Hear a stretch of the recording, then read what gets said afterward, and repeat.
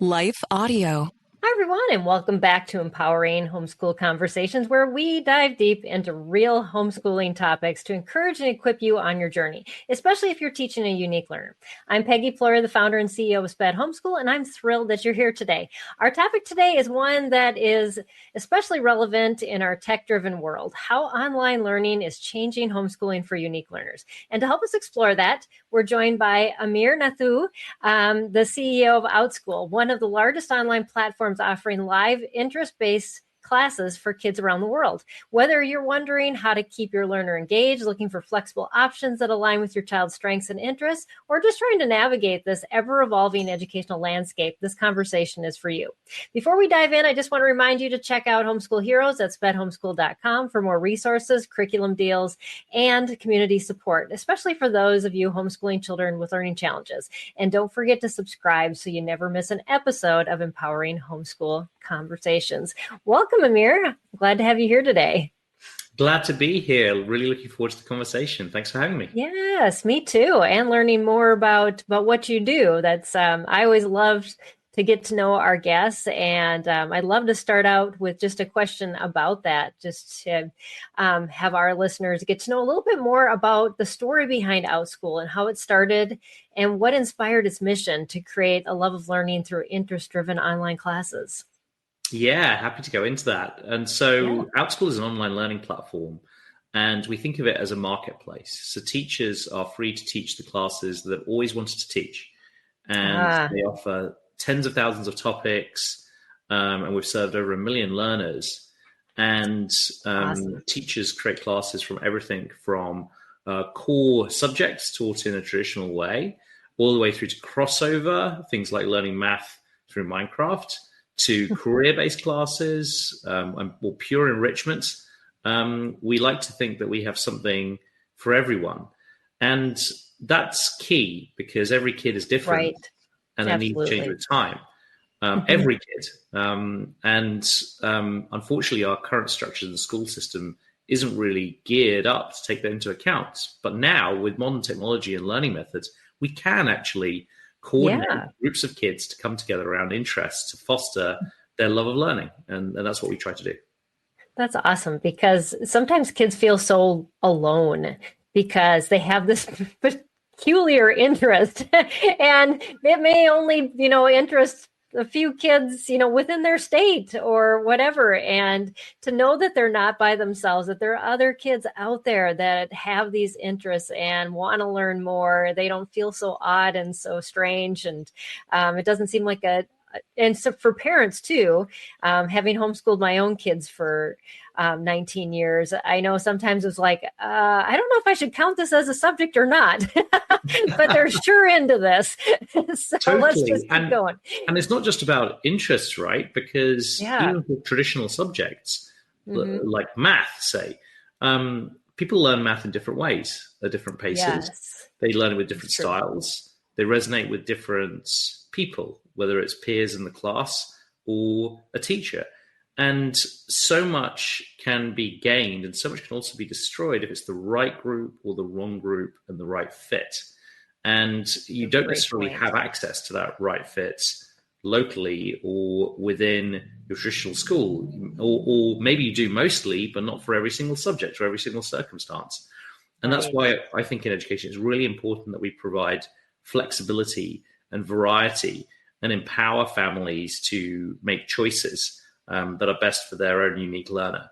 And that's why, I hope that what we do, you could see the resonance with, your audience who are focused on alternative education and specifically for, unique learners.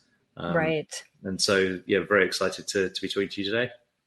Yeah, absolutely. So how would you define self-directed learning, and why do you think that resonates so deeply with students who don't fit into that traditional educational mold you were talking about? Well, I think, and I heard a friend, Aaron Eden, say this, and I regard him as a mentor and expert on self-directed learning. And the way he puts it is that really only two types of education. There's lots of different philosophies, but really they fall into two buckets: self-directed or other-directed. And which one it is depends on who really is in control.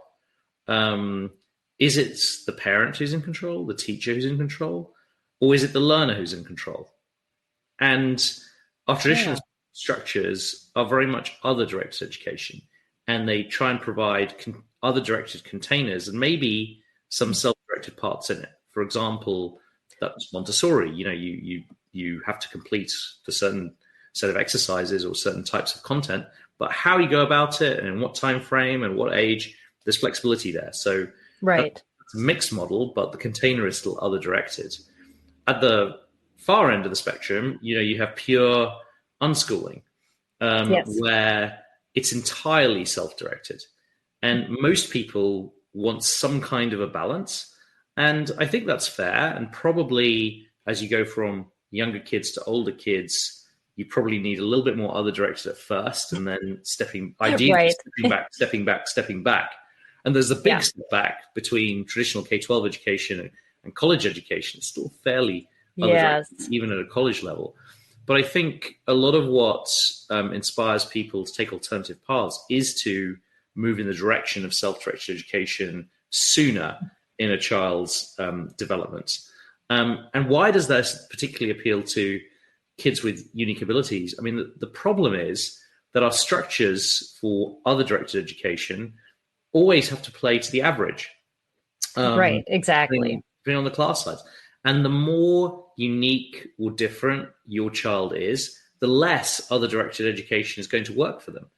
And they will likely also, and maybe psychologists can tell us why, but it also seems to be the case that these kids also seem to gravitate towards self-direction and really value autonomy to a far greater degree of other kids. And who knows what the cause and effect of that is, but that's my observation, having worked in this community for a while. Yeah, I completely agree. And it was the same with all three of my children, that's how they would push against me if I tried to control their learning too much, and because also, they did desire that. And it's great to now see them as adults, because they definitely will just go out and learn whatever they need and just make it work. And what a fantastic kind of skill that they have developed through this. They can learn what they need, because the other part of it is I've talked from the point of view of what works for certain kids. But if you think from a society perspective about what's needed for the future and where our world is going and where the economy is, don't we need citizens who can think for themselves? Don't we need entrepreneurs and creative people who can carve out niches in a world of AI? This seems exactly where the world is headed. So yes, there's lots of arguments to say that for many kids, this is the right approach for their health and well-being and to thrive in education, but it's also what society needs. Yes, and I've said the same thing many, many times as well, and I completely agree with that, because I've seen my kids kind of fall into that, and I'm an entrepreneur myself, and so they probably got a lot of that from me. But which is not the easiest for raising kids, but man, when you see them launch, it's like, oh yes, you get this, and you realize you don't have to march to the beat of the drummer that everybody else is marching to. You got your own, and that's just fine. And it's very American. As an immigrant coming from England myself, to me, this reflects what is great about America and the values that we share. And, we can talk about freedom in many contexts, but to me, freedom in education means self-direction. We will continue this conversation after a short break. Hey there, parents. Are you tired of the babysitter search struggle? Look no further. Welcome to KingdomCareSitters.com, where Christian families connect with like-minded sitters who share their faith. I was searching for a reliable sitter who understands our faith and family dynamics. With KingdomCareSitters.com, I found the perfect match. And guess what? You can discover sitter profiles, post jobs, and even schedule and book short-term or long-term care, all on the user-friendly website, KingdomCareSitters.com. Plus, KingdomCareSitters.com lets you pay securely online. Whether it's date night, work commitments, or just some me time, Kingdom Care's got you covered. As a sitter, I love being part of this community. I set my own rates, connect with amazing families, and make a difference in their lives. Are you ready to find your perfect match? Visit KingdomCareSitters.com today, because when faith meets childcare, it's a match made in heaven.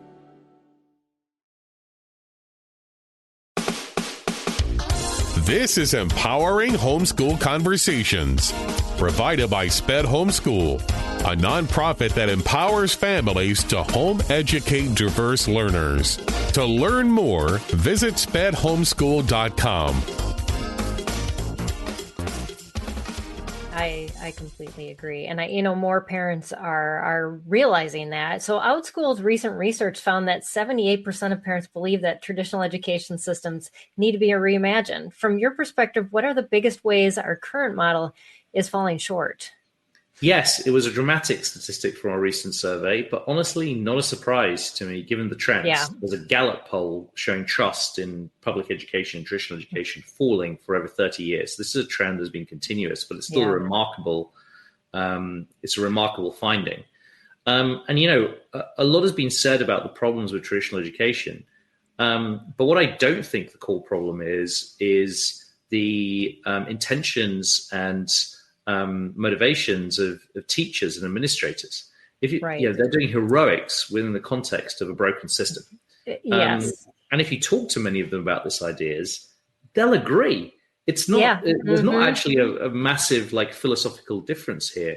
The issue is how to deliver it at scale. And our school system was designed with the technology of its time. A few hundred years ago was when the basic structure was conceived of. And at the time, how were you going to teach kids when you have a natural economic issue with the student-teacher ratio, and you needed to provide in that industrial era kind of a standardized set of base knowledge? That was the priority. How could we create folks who could understand how to operate this new industrial economy? And our whole system was designed like that. But now we have technology that should enable us to do far more dynamic matching of kids with each other and a teacher, whether online or in person. And we're only just at the start of actually applying this ways of organizing that actually use the latest technology. And one challenge that you have, though, in accelerating that transformation is first practical. I mean, you're talking about 50 million kids in the United States and a system that exists. And so to transition that system wholesale to a new model is going to be hard. It's going to take years. And that's just practical problems. And many people are focused on it, including Outschool and myself. Secondly, you've got political and emotive problems. The emotive problem is a tough one, right? Kids are so important to us all, to parents, to society. And that can make folks risk averse and say, "Oh, we don't want to mess this up." Really don't try it on my kids. Right. Try it on the next kid. and that's why I think technology has transformed so many other industries faster. There's this horrible irony that our most important activities end up being stuck in the past because of this risk aversion. And then secondly, there's political problems around this.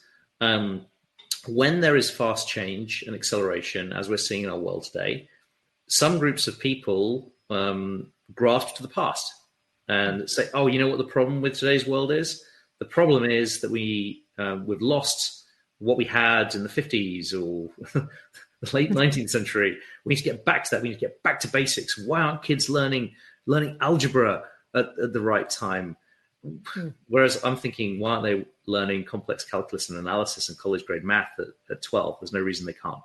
But some people grasp the past, and that leads to a reactionary tendency, which is unhealthy and ultimately self-defeating.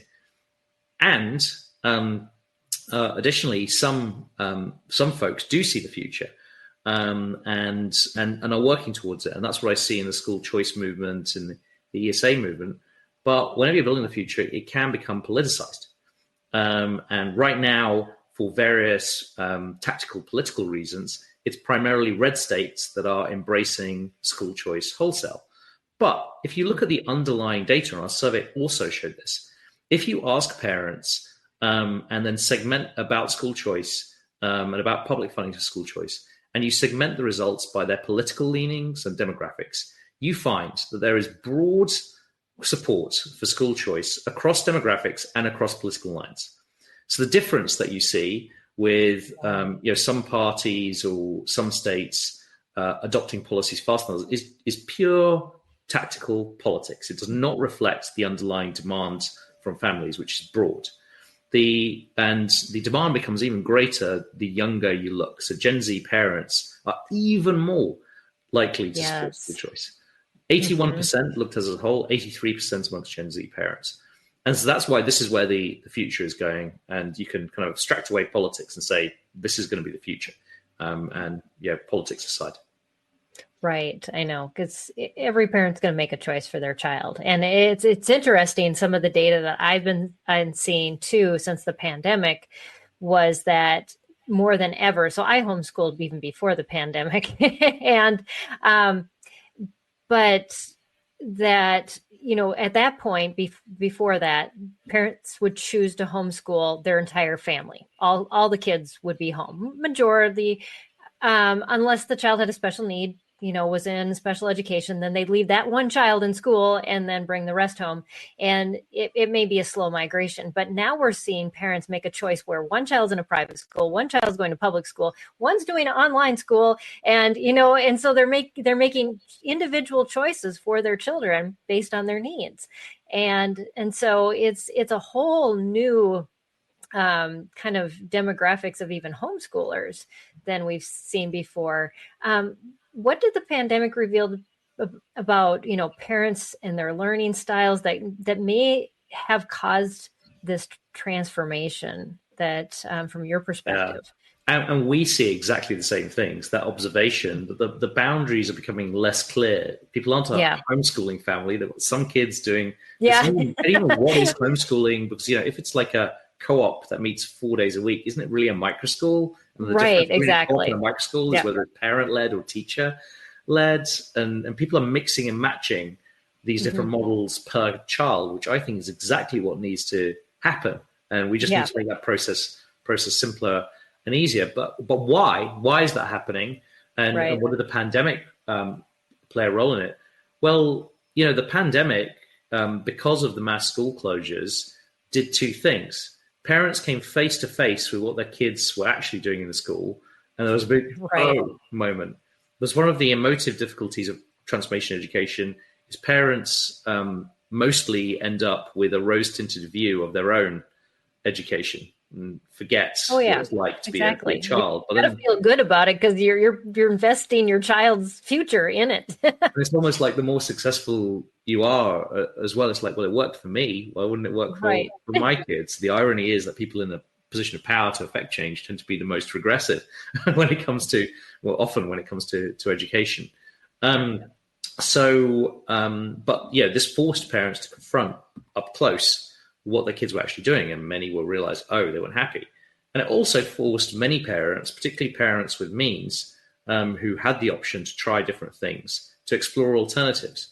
And so there was a significant mass realization that both that traditional school wasn't what people thought it was, and that alternatives had value. And, it's like Pandora's box. You can't, once you know, and, behavior naturally is slower to change. Decisions for your kids, it's kind of a long cycle. But you can start to see that now. And so there's new cohorts of families adopting alternative education in various forms, including homeschooling, who are coming in because of the pandemic influence. And so it's a much broader range of reasons that families are engaging in alternative education. So the face of it is changing. And I expect it to continue to change and over time look more and more like just the demographics of the United States. And we at Outschool believe alt-ed, alternative education, is in fact all ed of the future. So this new ecosystem and new set of practices is ultimately going to take over the whole of the education system. Doesn't mean public school is going to go away. It's just that they're going to transform too. And they're going to start offering more flexibility. And you can see that happening as well. Right. Just as the demand increases, that it is going to force them to change whether or not they're ready for it. Yes. Yep. 100%. Yeah. It's going to come from the school boards or the parents to the school boards to, and on down trickling. So, but yeah, if that's the way it takes it, then that's just the way it's going to happen. We will continue this conversation after a short break. Hey there, parents. Are you tired of the babysitter search struggle? Look no further. Welcome to KingdomCareSitters.com, where Christian families connect with like-minded sitters who share their faith. I was searching for a reliable sitter who understands our faith and family dynamics. With KingdomCareSitters.com, I found the perfect match. And guess what? You can discover sitter profiles, post jobs, and even schedule and book short-term or long-term care, all on the user-friendly website, KingdomCareSitters.com. Plus, KingdomCareSitters.com lets you pay securely online. Whether it's date night, work commitments, or just some me time, Kingdom Care's got you covered. As a sitter, I love being part of this community. I set my own rates, connect with amazing families, and make a difference in their lives. Are you ready to find your perfect match? Visit KingdomCareSitters.com today, because when faith meets childcare, it's a match made in heaven.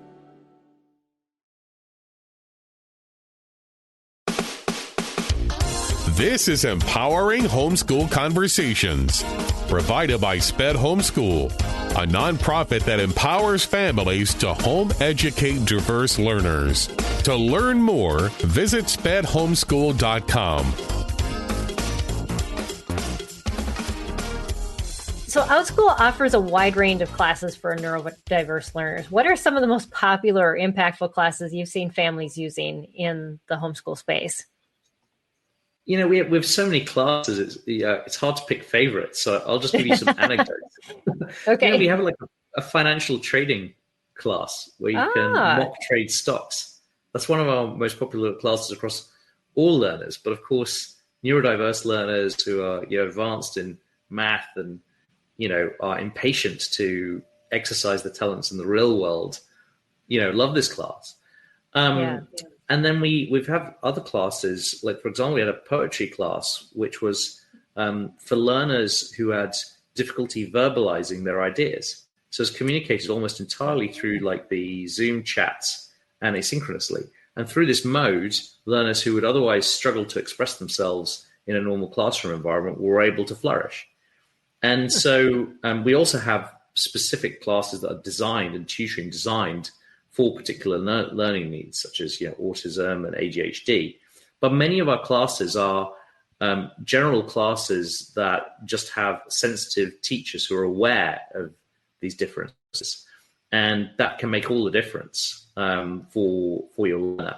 And we've noticed that our audience on Outschool skews neurodiverse compared with the general audience. And it's no surprise, because when you offer a choice, then families with neurodiverse learners can find the class, experiment, and find what works. And so it's natural that we would end up with an audience that skews in that direction. That in turn means we have a teacher base that is experienced working with neurodiverse learners, and a team at Outschool that's experienced at serving neurodiverse learners. Whether or not it's diagnosed, we don't draw a clear line on that, because every kid is different. And by serving, neurodiverse learners, we improve our level of service for every learner out there. Absolutely. Yes, because every child has some sort of struggle. And so yes, it's best to go from that point. So with 53% of homeschool parents saying they're very satisfied with their child's education, how do you think online learning contributes to that satisfaction from the parent's point of view? Well, I think the most important thing is that the parent is seeing their child flourish. And so insofar as online learning can help their child flourish in certain subjects, that's how it supports that satisfaction. And the ways that online learning can support that satisfaction is by providing services that might not be available locally. For example, certain enrichments activities might be available in certain areas, or might be at a too high price point. For example, piano tutoring we can do that online now. It works. My child is in a piano. Oh, that's amazing. But, certain musical instruments or certain enrichment isn't always available locally, especially if your child is in a co-op or a micro school, which might cover core subjects, but then doesn't have the wide range of opportunities that a larger school would have. Right. And then secondly, the ability to connect kids with kids like them and a teacher who they resonate with. So even if you do have the services locally, it still might not be a fit. And so it's providing that option that wasn't available before based on what families have access to locally. Absolutely. Yes. Things have changed dramatically. And I just remember during the pandemic time interviewing people that were leaving the school system, the teachers, they're left and right and going, I'm starting this business and I'm starting this business. And now to just see how you can connect with just an expert so quickly for your child that just wasn't even available. And I do believe that had that not happened, that we wouldn't see that satisfaction rate and parents would be burned out more because they would have to be doing the majority of the teaching, which is how we did it before. And it was possible, but man, it was hard. And now, the more online classes you can choose from, I found my kids, we even gravitated that after the pandemic. They're like, can I take this class online or from somebody who's actually, excited about this topic, not you? Yes, please. That's funny. So, yeah. So parents also often cite bullying, mental health as major concerns for traditional school settings. How does Outschool help alleviate some of those issues for homeschoolers? Well, it's hard to be bullied in a monitored online class environment. I agree with that. Yeah, it's hard to have any sense of physical risk. You can turn off the screen. You can turn off the screen. You can exit at any time. And it's that also forces our teachers to be engaging. It gives them that control. The kids have that control. And it forces our teachers to be engaging, because if the kid has the option to tune out and run a successful class. So our teachers have become much more experienced at holding kids' attention, focusing on their engagements, because they don't have a captive audience, like literally captive, like you having a physical classroom. And providing that autonomy, I don't know if scientific studies have been done on this, but it's intuitive to me that providing kids with autonomy and choice would improve their mental health, and being able to connect them with kids like them would improve that. And that is one thing that I'd love to see in the coming years in the alternative education homeschooling space is greater focus from academics actually studying this, because so much of the research is studied within the context of the traditional system. And I think there's enough evidence from the perspective of usage and parent satisfaction with these Genie models that it justifies significant investment in scientific research to study these connections, because there is a mental health crisis in this country. There are many drivers to that. I believe some of it's bad use of technology. Some of it is our traditional structures and schools which are failing.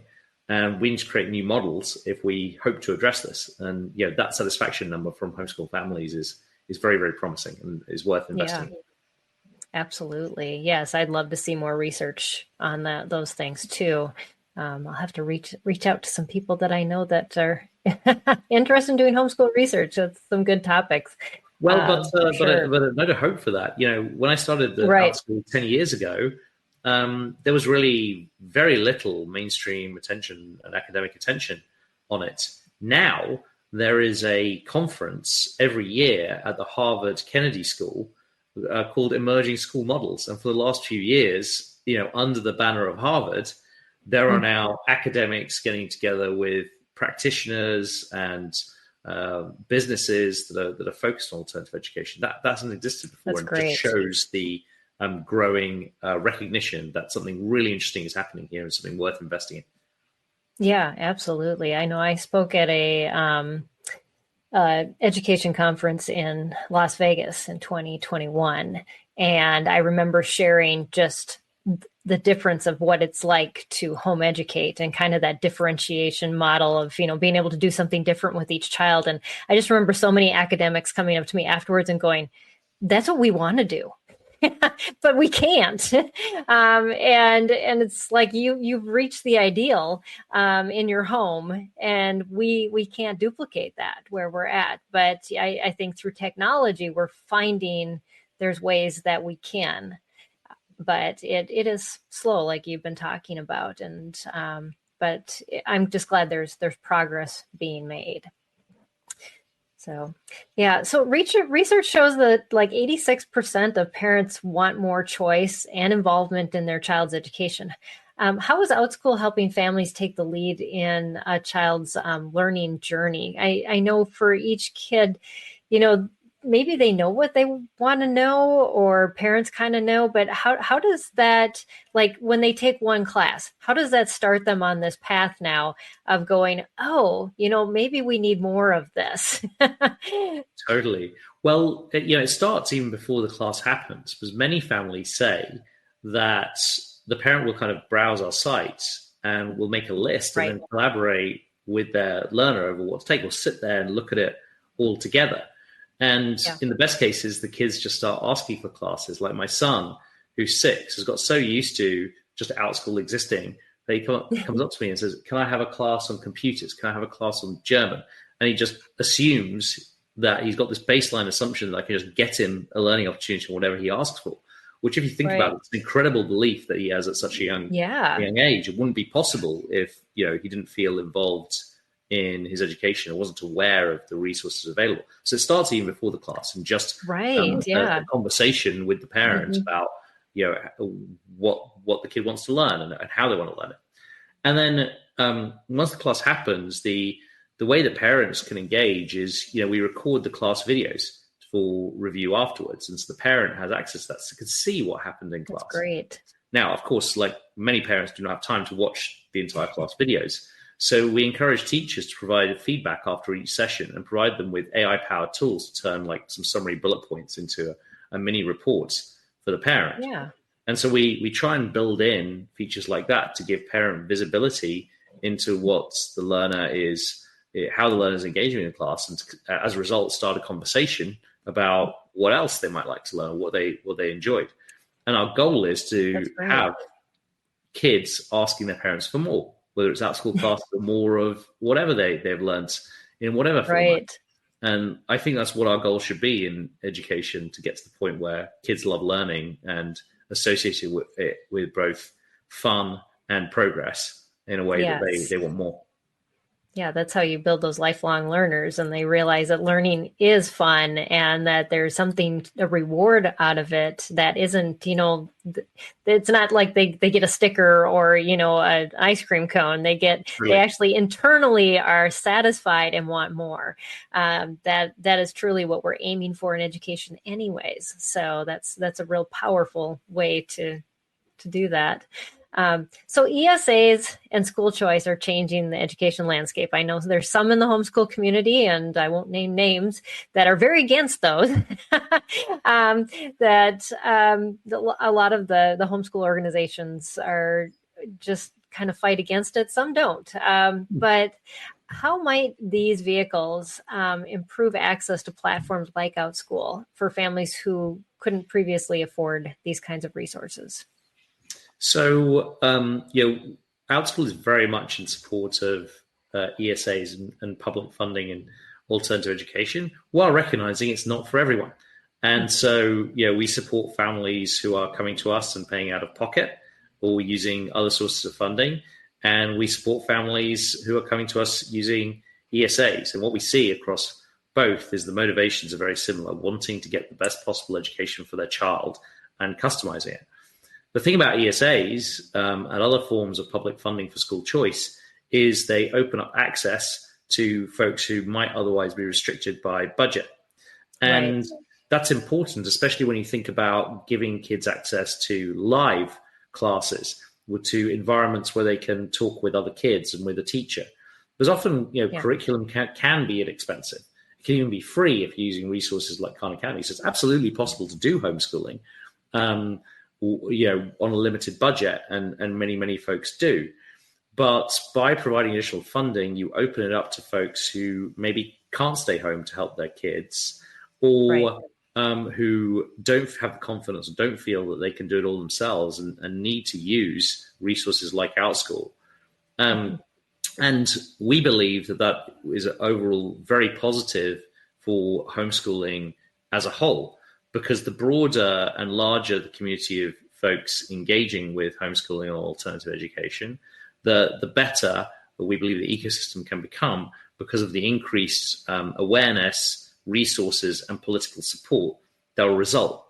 And I know that's maybe a different perspective than some longer standing homeschooling organizations, but I believe it's the future. And yeah, I do too. Yeah. I don't think, I know the fear is that, with public funding, there come strings attached potentially. And that is a concern. And, some ESAs we're seeing really be very open and universal, which we support. Some are more restricted in often well-intentioned but unhelpful ways. And so we absolutely will have to try and push for a version of public funding in alternative education, which is more open, more trusting, while having safeguards that ensure that policymakers and the people to whom they're accountable, who are funding this, taxpayers, are satisfied with the results. And there's a balance there.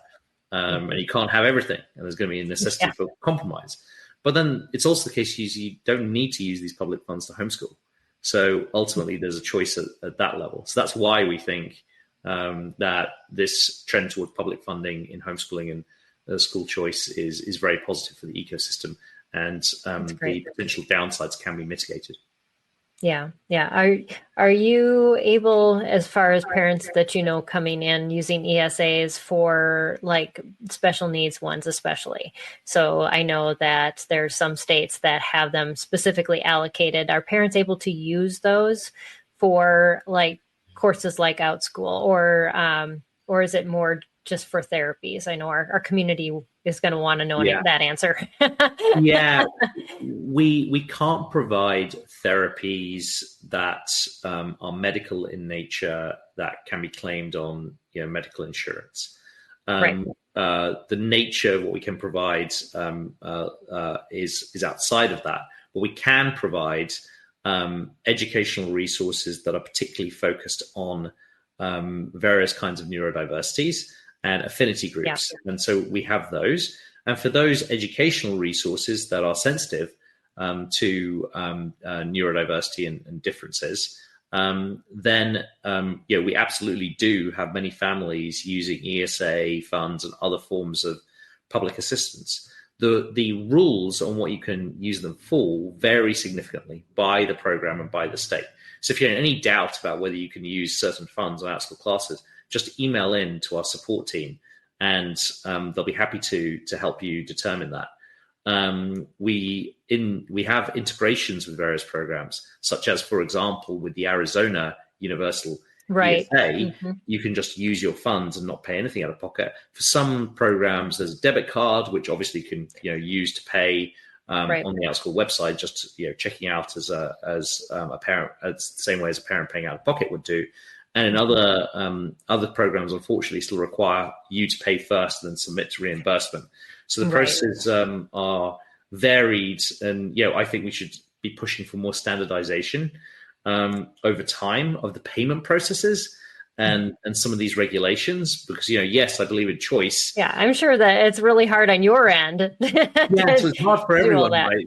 But this is why I don't think the idea of standardization is bad when it comes to the logistics, the payments, and how these programs and the rules around these programs. Because what we don't want to end up with is inefficiency and waste. But what we want is vast variety in terms of the choices that families can make, while making the process of making those choices as easy as possible. Absolutely. Yes, that makes a lot of sense. And I think parents would, especially those that move from state to state, if they're in the military or just for other reasons. I know it's such a big, monumental thing to learn all the new homeschooling laws and all the things, hoops you have to jump through. So yes, I completely agree that standardization is definitely would be much appreciated. So your survey also highlighted that math readiness is a lingering concern post-pandemic. How does Outschool approach skill building in academic core areas like math while still keeping learning engaging? So we have core courses in math and we have math tutoring, and plenty of kids love math, and we serve them. Plenty of kids love math, but not the way it's taught in standard form. And we serve them through crossover classes like Learn Math Through Minecraft or various different types of curriculum and philosophies. And some kids have lost their love of math because of bad experiences in other environments and need encouragement. And again, the enrichment classes we offer can be great paths to re-inspire those kids with math. So we serve the full spectrum. But I'm very proud of the impact we can have with our core courses. And it doesn't take much of an investment. For example, my son goes to a very alternative microschool in San Francisco that's very focused on self-directed education and project-based learning. And they do math and integrate that into their curriculum. But then he also does 30 minutes of one-on-one math tutoring every week. And just with a very small investment of time and money, is multiple grades ahead. And I'm not a tiger parent. I didn't do that because I wanted to multiple grade ahead. He was just interested in maths and got some momentum. So hey, why not pursue that? So it doesn't take much investment, even for these things that are very important in many parents' minds. Small interventions, especially at younger ages, can have a massive impact. And so we encourage families to not think of it as a problem. Don't wait. If you want to make sure that your kid is going to have certain skills, especially if you see them already interested in them, then don't wait for it to become a problem or a concern. Just make a small investment now just to nurture it. And that can avoid bigger problems or bigger concerns down the line.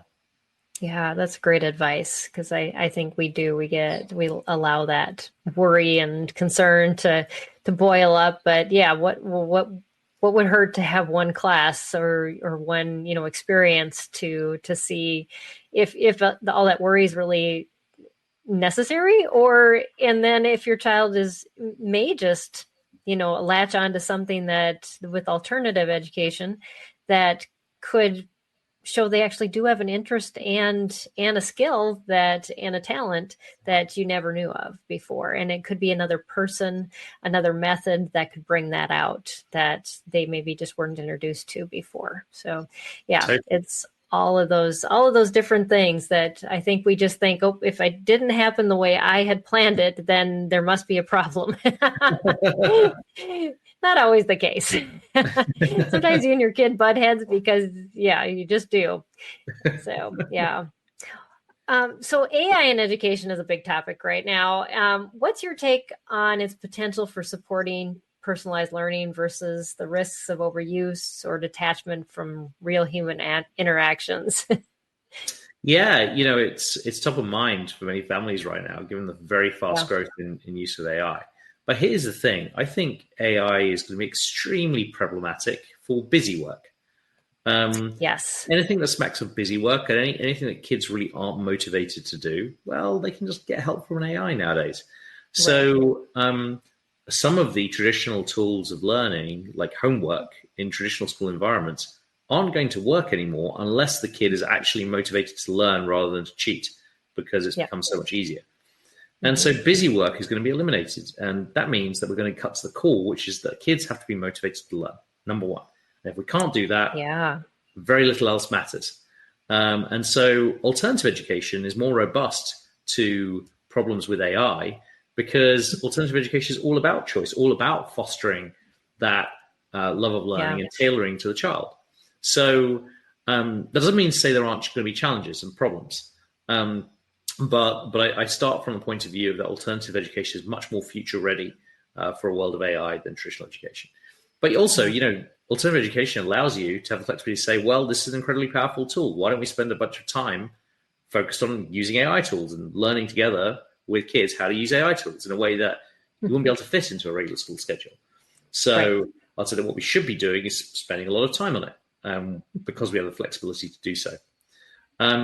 Secondly, I think AI tools are going to help with navigation of choice because right now it's really hard to put together a customized curriculum compared with just making a single choice of sending your kid to a traditional school. And I think there's a whole variety of technology that can help with that, including our service as a marketplace. But the next generation of our service will be AI empowered. Imagine if you could talk to essentially a personal assistant and have your children talk to them as well. And the personal assistant taking all the requirements, everyone's worries, concerns, interests, desires, and plan a curriculum based on all the options out there. That could take a tremendous load off everyone while making it a lot easier to integrate these various requirements. Because that's the core problem in education. How do you match the parent requirements, what the kid wants, what the expert say is best, what society needs? How do you do that? And I think AI can help with that. And then, of course, there's learning specific subjects. I think probably language learning is the most obvious place where an AI to practice with can have immediate applicability. So I think in select use cases, the dream of like an infinitely patient AI teacher will come to reality. I mean, parents, even if AI is supremely powerful, then we'll be discussing, well, what do we do with our kids? Or do we want them to sit in front of a computer for 18 years? No, we're going to want them to be with other kids. We're going to want them to be with other adults. Maybe what they do with that time will change. But there's going to be enduring value in kids' education of the human connection. And so our focus is going to be on selective use of AI to empower the human-to-human connection. Yeah, that's a good point to make, because I think we also we worry about that balance of screen time and that social emotional needs of our kids, and so that's parents sometimes are even over concerned about just how much time they spend on the computer, let alone using AI. And so just as a parent yourself and seeing other families utilize this, how do they balance that between the school learning and then just the connections that you need?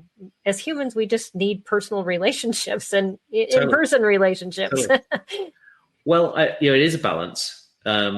What I don't think prohibition makes sense, because these tools are incredibly powerful tools of our civilization, and we would be doing kids a disservice if we were not giving them early and plenty of exposure to the latest technology. I think the important thing to recognize is not all screen time is created equal. Passively watching an endless stream of addictive videos on YouTube is different from engaging in a live class with other humans. Is different even from talking with an AI, is different from being creative in Minecraft. And so the important thing is less the absolute amount of screen time, but how it's being used and the intentionality with it's being used. So I would advocate for strong parent involvement and intentionality as being the guiding principles in how to use technology in kids' education. Yeah, I completely agree. I kind of leaned on the more tech that my kids had. Just my husband's in IT, and we just have computers everywhere running everything. And so I think I was looked down upon by many homeschoolers years ago, and now my kids are kind of all in that techie field. So I don't feel bad about that at all. and also think about this, because I said not all screen time is being equal, and I cast aspersions on YouTube. But my son loves Minecraft, and he creates I like his time spending on Minecraft. He watches a lot of YouTube videos on how to do things in Minecraft and then does things in Minecraft. Yeah. And so it can be a learning tool. And if you think about this, we know from scientific research that hearing a lot of words and adult voices improves literacy. This is why, as parents of young kids, we're encouraged to spend a lot of time talking to them. But there are limits. I'm here at work. I've got to get things done. I can't answer every Sometimes you just don't like to hear yourself talk after a while. So even just the capability, people are cast aspersions of iPad as a babysitter, but hang on, as long as the content is good and educational, or even just not bad, this is also teaching some literacy. And I think people see the downsides, and it's easy to focus on the downsides without also seeing the upsides. And you need to see both in order to design good use of technology for kids. I completely agree. That does make a lot of sense too, and it's hard to balance, because I think there's more research done on the negative effects than the positive effects, and for those people, there's some people that it's just a babysitter and that's all those kids are on. And I'm seeing the repercussions of that in physical form with some kids who come into my studio, and they haven't even gone through all the motor planning that their body has needed over the years. And so they don't even know how to move one side of their body with the other side. And it's crazy, but yet there are those positives as well. And so you just, yeah. And the other thing I'd say, choices I've made for my family when it comes to preschool is outdoor schooling. Yes, I worry a lot less about this for my kids because they go to outdoor preschool and integrated with nature school. Mm-hmm. And so they have plenty of time, focusing on gross motor skills, being out climbing and playing, and they have plenty of time on technology. And to me, that's the best of both worlds. Yeah, I think so too. And it is at those early ages where they need so much more of that. And I think as we get older, we adapt more to that sitting, and at least some of us. I tend not to, but but yes, the ability to just be able to do that and not affect us long term, like we've seen some other cases. So in thinking ahead, you've seen more than 1 million students learn on Outschool. What are some stories or trends that give you hope about where education is headed? When parents and students talk not just about the content, but about the fact that they're amazed that they're joining class with kids from all over the country or all over the world, giving people early access to kids from different cultures and different environments, but who are all coming together around a shared interest, I think is incredibly powerful. And I hope for a generation with kids with that global perspective. And that's something that we can achieve through online education, because it's a perspective that's sorely needed if we're going to address the challenges of the future related to climate and AI. We're going to need kids with a global perspective. So I'm really excited about that. And then, the individual stories. We have parents coming to us say they literally saved their kid's life and have transformed kids from being very sad and depressed into being, enthused with their people, with love of learning, and also succeeding in terms of the educational outcomes. It's amazing to see and a privilege to be part of. Yeah, that's so exciting. I'm sure it's just got to make you feel so good about what you're doing. And I know I've spoke with many parents over the years who just love the classes on Outschool. So kudos to you. It does make me feel good and impatient, because there's so many more kids out there, and yes, for that. Absolutely. So what encouragement would you give to parents who are just starting to explore online classes for their unique learners? I would say find what works. Don't be satisfied until you find what works. And you'll know what works by looking in your kids' eyes. Don't accept, that was okay. Look for the real enthusiasm, the spark. And it's one of those things that it when you see it. And one of the great things about online learning is you can experiment. You can try a variety of different classes. You can try different teachers. You can try different learning groups. So take advantage of that flexibility. Yeah, that's great advice, because yes, we're so used to settling for our kids' education, and with the amount of resources we have out there now, we don't have to settle anymore. And and a lot of it has to do with companies like yours at Outschool that you're pushing the envelope of quality alternative education. So thank you so much for all that you do.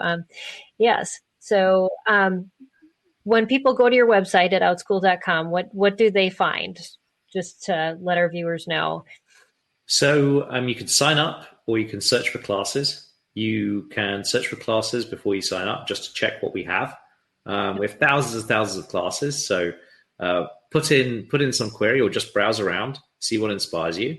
And then if you think you see something that would be a great match for your learner, bring your learner into the conversation. And so it's important to navigate the variety with your kids side by side, as that's how you're going to get the best results. Absolutely. Any problems, then, contact me at amir@outschool.com, or our support team with links from the website. Or you can try out our AI guide. which is a brand new feature. So you can chat to an AI about what you're looking for, and they'll try and recommend you Outschool classes. So there's a variety of ways to get involved. That's awesome. Yeah. So we'll have that link hyperlinked in the show notes. So you can just click on outschool.com and it'll take you right there. And so definitely do some searching, do some investigating. I know this is kind of the time of the year that everybody's still wondering, what are we going to use for our curriculum for next year? Or if we're going to homeschool next year, how are we going to do that? So that's one website that I encourage you to go check out. Well, Amir, just thank you so much for joining us and sharing your passion for self-directed, meaningful learning. It's exciting to see how platforms like Outschool are opening new doors for homeschooling families, especially those teaching kids with unique learning needs. Amazing. It's been a pleasure to talk to you. Thank you so much. Absolutely. And to you, our listeners, if something in today's conversation sparked your interest, I encourage you to head over to outschool.com and see what kinds of classes might align with your child's strengths and passions. There's something really powerful about watching your child light up, and learning really feels like theirs versus yours or somebody else's. And don't forget to visit us at Homeschool Heroes at spedhomeschool.com for more resources, encouragement, and practical support for your homeschooling journey.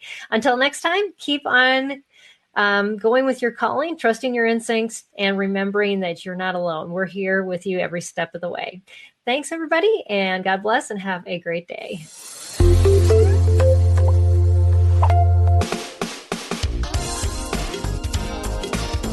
I want to take just a second to thank the team at Life Audio for their partnership with us on this podcast. If you go to lifeaudio.com, you'll find dozens of other faith-centered podcasts in their network. They've got shows about prayer, Bible study, parenting, and more. This has been Empowering Homeschool Conversations. Hi, friend. Are you stressed? Maybe even worried about so many needs around you that you've forgotten you are worth taking care of too? Well, I'm Bonnie Gray, the host of Breathe, the Stress Less podcast. I want to invite you to join me as I share practical tips based on science, inspired by God's Word, to help you spark joy and restore God's peace and love to your soul. Subscribe now and go to lifeaudio.com.